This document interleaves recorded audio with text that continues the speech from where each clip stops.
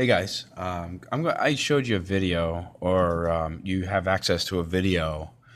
It's an old video of there's a story of this big gorilla or ape or whatever.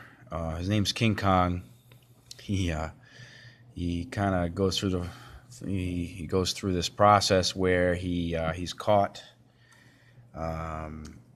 from his native land, and he's brought over to New York City to be to become an attraction because King Kong is the biggest living thing on Earth, that type of thing, and so anyway, they try to make some money off him. He escaped from his chains, and he climbed to the top of the Empire State Building.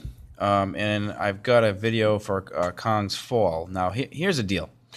I capitalize off that.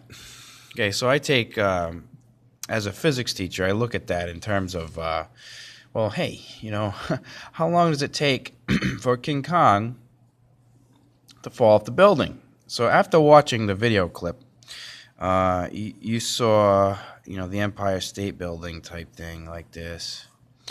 And here's King Kong at the top of it. Okay, so there's Kong.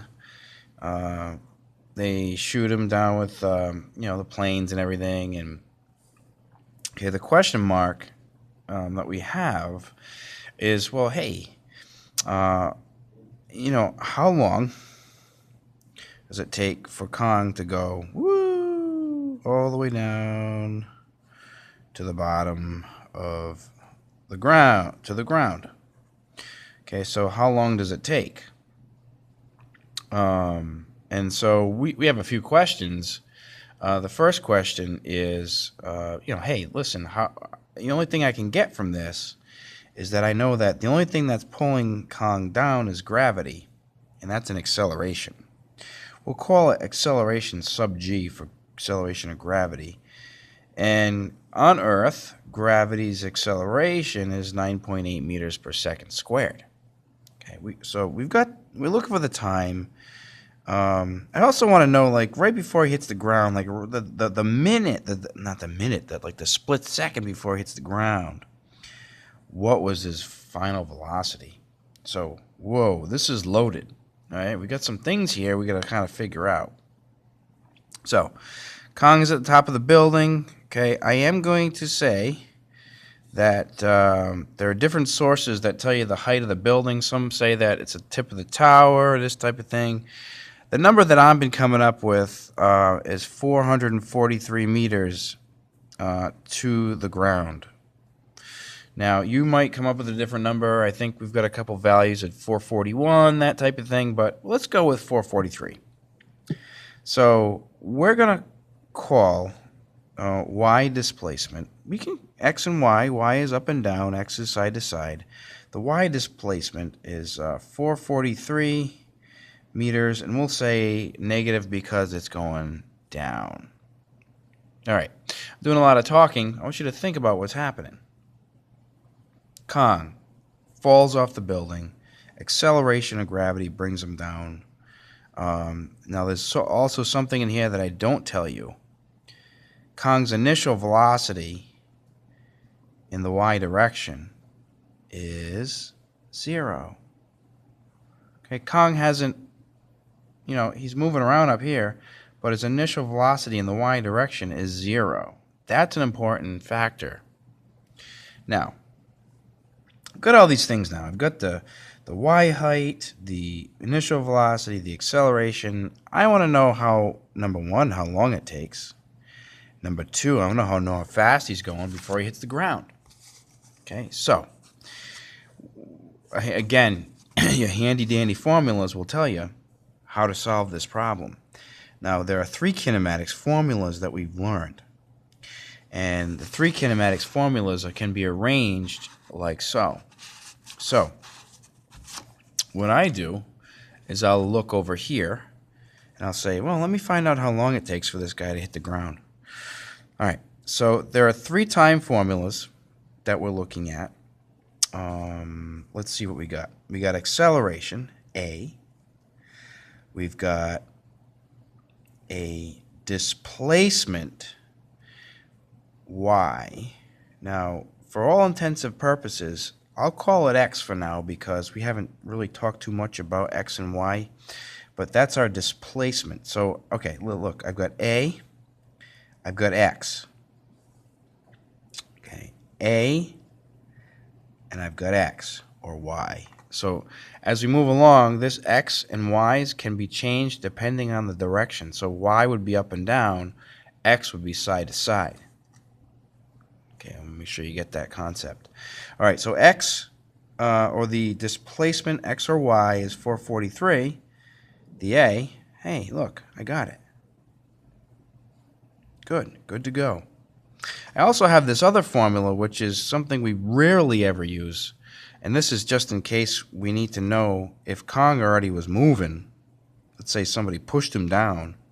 How long would it take if we add an initial velocity to that? Let's not look at this one yet, but let's look at this one. So it says, to find the time, and we even said it. I even wrote it for you. Free fall, no initial velocity. Okay, so no initial velocity, free fall. So we're looking at 2 times the displacement over the acceleration of gravity. So now it becomes just a formula to solve. 2 times the displacement, okay, we said was 443, over the acceleration of gravity, we said was 9.8. So now it just becomes a calculator task. So we plug this in a calculator. I'm going to do everything under the radical first.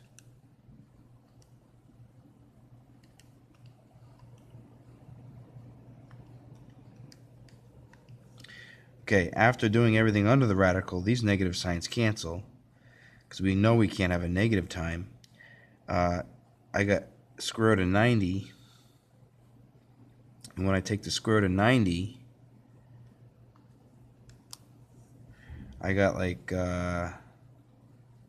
is 9.5 seconds. Okay, cool. Okay, takes Kong to fall off the building 9.5 seconds. Now we're not taking into consideration air resistance, which is going to slow him down a little bit. But for all intents and purposes, in this class, the physics of it is the fact that he falls down, and it takes 9.5 seconds without air resistance. Okay, so there it is.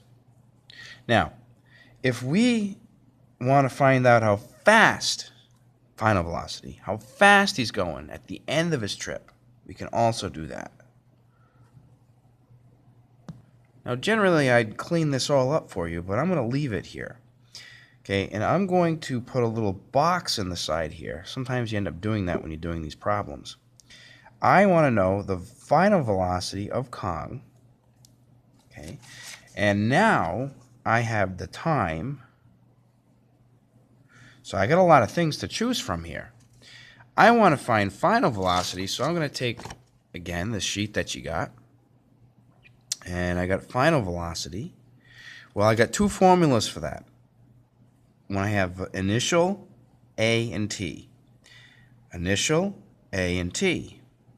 Sweet. I can use this one. But if I wanted to, I could use the second one too, because I've got initial velocity, A, and I've got the displacement, the Y or the X, down. I could find that too. So, guys, I personally would rather use the top one. We don't have any of that radical stuff. But both will give you the same exact answer. Okay, let's figure it out. So we got final velocity is equivalent to initial velocity plus the acceleration times time. Initial velocity we said was 0. Acceleration we know, 9.8 meters a second squared. The time we found was 9.5 seconds. So this becomes a simple problem of just taking 9.5 times negative 9.8. So the final velocity at the very bottom of the trip is 93.1 meters a second. Wow, that's fast. Yeah, it definitely did some damage to him. So I got a negative sign because I'm just going down. Okay, we're going to start looking at negative signs and positive signs a little differently, but we're decided that negative means down. The velocity is negative 93.1 meters per second in that direction. Okay, so well, we know when he hits the ground, this changes from 93 to 0 very quickly. Okay, which is what causes the damage. Okay, so here, that's the deal. We figured out the time, we figured out the velocity. Now, we could have done this the other way. We could have used the other formula to get final velocity and then get the time from that. But I just chose to get the time first. Okay, you might want to pause that, take a good gander. You're going to have a few questions that I ask that will relate to that. So if you're watching this video, I just talked about King Kong and, basically how long would it take for him to fall off the building. And mass does not matter. So the mass of the object, you think, well, hey, if it's bigger, it falls faster. The answer to that is no. Okay, every object does fall at the same rate. And in class, I'll show you an example of that. But so what I'd like you to do for your homework or your classwork, depending on where you are in the unit, will be to answer a few questions, okay, which I've given you on there, and also to take the quiz. Now, I'm going to give you one more situation. We really have to pay attention to the positive sign and negative signs. And I'm going to tell you a story later about when I was a kid. I didn't have video games or anything like that, so I had to keep myself busy. So I'd go outside in the woods and do some crazy stuff. What I did was once I made a bow and arrow, and I made it out of a tree, and then I strung the tree up with some string. So here's my bow and arrow. Okay, when I pull it back, the bow and arrow, okay, eventually, and we're going to talk a bit about this later, but it has some potential to shoot the arrow up in the air. Okay, now, an important thing to consider is, number one, the arrow is actually, the acceleration is still negative 9.8 meters per second squared, even though the velocity starts out at a, ready, positive velocity to start. So, a couple things about this situation. The arrow starts out positive, positive, positive, positive, positive, positive, positive, positive, and then it reaches a point where the velocity at the top it actually stops. So it actually stops at the top. So the velocity at the top is 0 meters per second. That's kind of an important little thing. The arrow actually turns around and heads back down. And all in all, the acceleration never changes. Okay, it's always getting pulled down. Just because it starts out positive doesn't mean it doesn't mean that acceleration changes at all. That's a concept that people often confuse. Okay, so let's look at it. I'm going to give it some initial velocity here of, let's give it like, let's go pretty good. Let's go 200 meters. It's pretty fast. Yeah, okay, we'll do it. 200 meters per second. We're going to put a positive sign there because we need to know it's positive. Now, what's always acting on it is gravity. Always, always. Always gravity, negative 9.8. Now, here's something we're going to look at. We're going to say, hey, the velocity final, now we know it's not final, but we'll call it the final, is 0 meters per second at the top. You may even put VFT for velocity final at the top. Okay, and the two questions I have, How long does it take to get to the top? We'll call TT, T-top. And then also time of T total, okay, the total time it takes. Also, yeah, we'll stop there. We'll just get the times. So here's the deal. If I want to know how long it takes to get to the top, okay, what I'm going to look at again is my formulas here. I got initial velocity, I got final velocity, and the A, VO, A, and VF. Well, let's look. Time, VO, VF, and A. Hey, look, it's the first one. So time is VF minus V naught over A. Okay, and we can solve for that. Time, 0 minus 200 over 9.8. Okay, and that's the deal. So let's figure it out.